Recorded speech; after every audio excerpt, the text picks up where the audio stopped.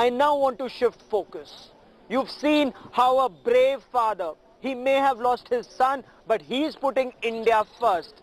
But can we say the same about our honorable lawmakers, especially in Rajya Sabha, the House of Elders? On a day that Rajya Sabha was to debate Pakistan-sponsored terror, an independent member of parliament, Rajeev Chandrasekhar's bill to declare Pakistan a terror state. Look at the images we are about to show you. Look at the empty benches and then appreciate the fact it was the same parliament in December 2001. It was hit by Pakistan-sponsored terror. Lots of statements were made at that point of time, but do our honorable lawmakers even care? Or is it only lip service to national security?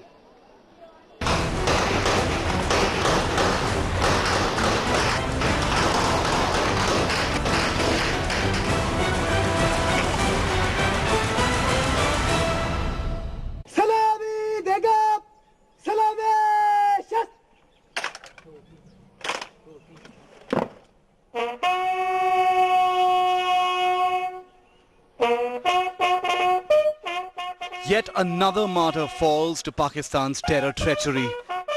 India salutes Sepoy Deepak Jagannath Ghadge, soldier martyred in Poonch on Thursday during Pakistani firing. But India won't declare Pakistan a state sponsor of terrorism. Are our netas scared of Pakistan? This even as Pakistan's global isolation is nearly complete. Even after a United States lawmaker has moved a bill pushing the Trump government to declare Pakistan a state sponsor of terror. Congressman Ted Poe, chairman of the House Subcommittee on Terrorism, has introduced the bill calling Pakistan an untrustworthy ally that aided and abetted the United States' enemies for years, from harboring Osama bin Laden to its cozy relationship with the Haqqani network. The Indian government says it cannot support a private member's bill to declare Pakistan a terror state. What stops India from adopting a firm stand against Pakistan? To a man, every MP today spoke in favor of the bill. They spoke in favor of the sentiment of the bill, and they spoke about the need for India to be more determined and more tough about how to deal with Pakistan, rather than keep wringing our hands and wishing for peace. जो private member bill होता है उसमें कई ऐसे प्रावधान होते हैं जिन पे चर्चा होती है और उसमें सपोर्ट और सपोर्ट करने का सवाल नहीं होता. सरकार ने उस चीज को नोट किया है जो उन्होंने कहा है. बातें उन्होंने जो कही थी उसमें बहुत सी बातें सही थी. पाकिस्तान बाज नहीं आ रहा है, आतंक मजा बढ़ाता जा रहा है देश में. ये सारी बातें सही होने के बावजूद भी इस निर्णय को लेते समय काफ़ी अध्ययन करना पड़ेगा.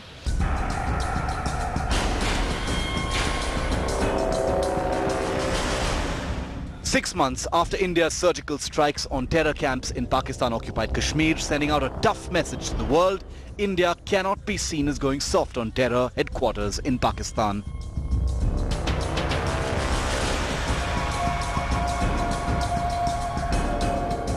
Every fora, whether it is UN General Assembly, whether it is SAARC, whether it is BRICS, whether it's BIMSTEC, whether it's Heart of Asia, our Prime Minister has been categorically stating that it is now time for the world to take note of the activities, terrorism-related activities that are emanating from Pakistan. Time has come, the United Nations should take some action and dismantle these weapons of this mass destruction. The government has taken note of this bill, but it says it cannot support this bill at this point of time. A group or an organization can be declared as a terrorist group or an organization, but to call Pakistan a terrorist state at this point of time would be inappropriate. However, the government is working out other ways and means to ensure that Pakistan does not push in terrorism on the Indian soil. With camera person Shakil Ahmed, Akhtar Khan in Delhi for India Today.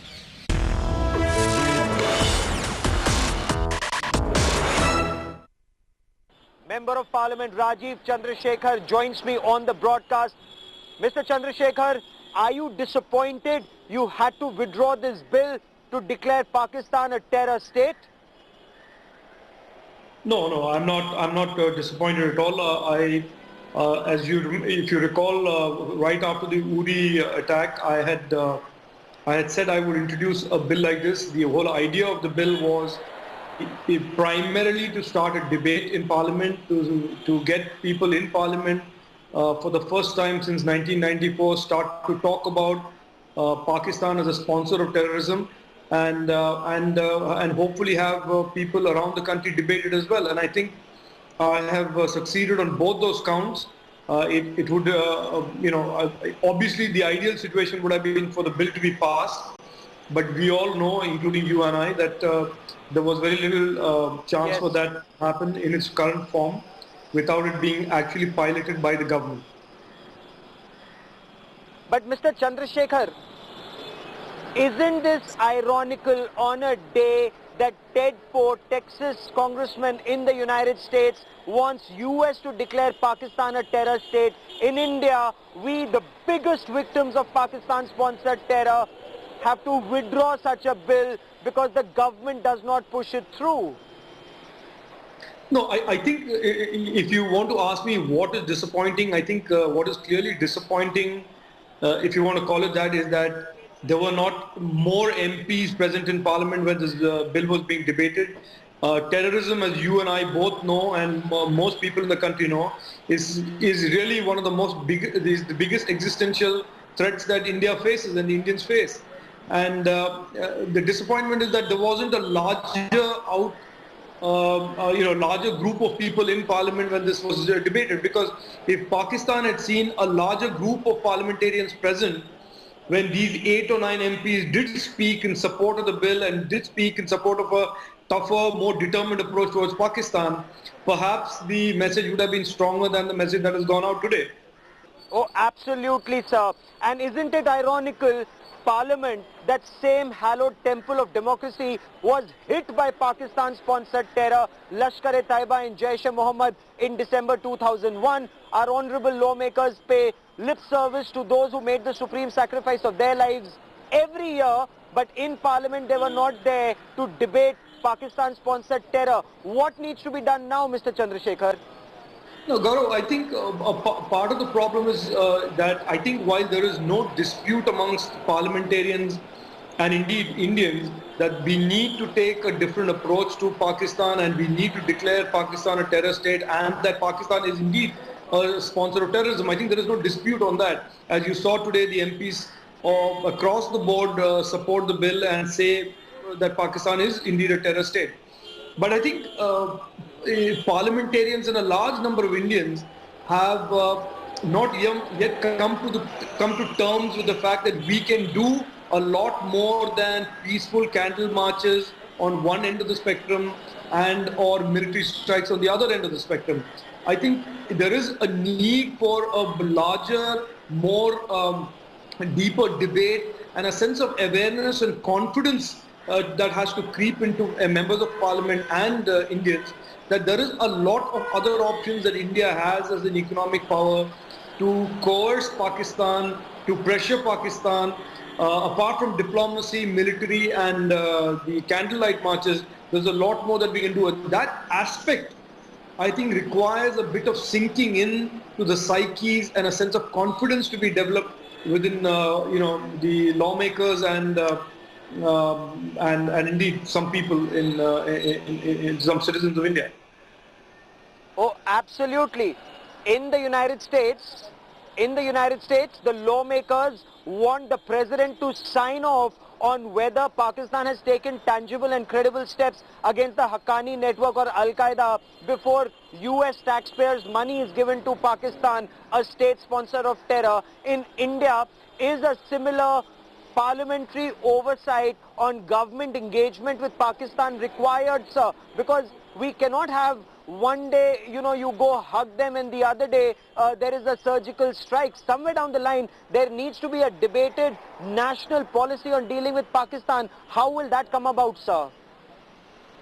No, I think, Gaurav, let's be clear that we have made some pretty significant first steps with this bill and this debate and the overall media and the debate amongst normal people around the country. We have made a big beginning, but I think there is a need for that beginning to be consolidated, that first step to be consolidated with a growing confidence amongst regular Indians and indeed parliamentarians that we can do something. I mean, there was one member of parliament who today stood up in parliament and said there is no utility of declaring Pakistan a terror state, or is there a utility? He questioned. There was a rhetorical question about, is there a utility of declaring Pakistan a terror state? So I think in some sense,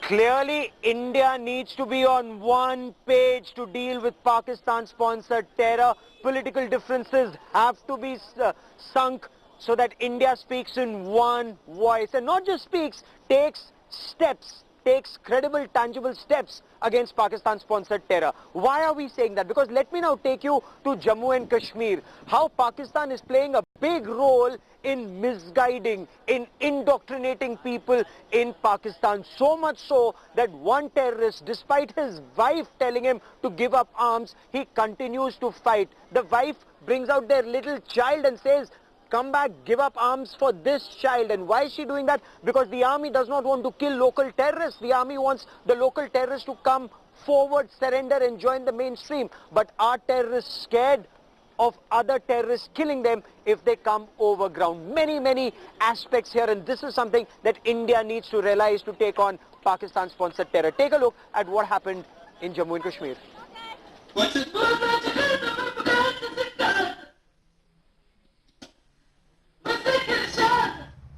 Please surrender. A wife's desperate plea to her husband, piercing the uneasy calm. Her frantic efforts to save his life, asking him to give up arms. But he refuses to listen. Amidst the Pulwama encounter that ended on Thursday afternoon, it was the army's last-ditch effort to avoid bloodshed in the valley, rushing in a terrorist's wife to persuade him to surrender.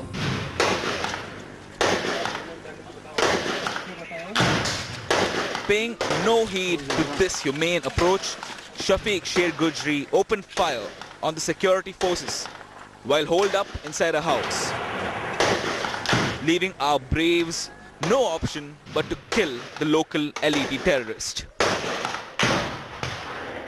After ascertaining the identity of two Lashkar militants holed up in house in Pulwama, senior police officers brought their relatives from their native villages to pursue these holed-up militants to surrender.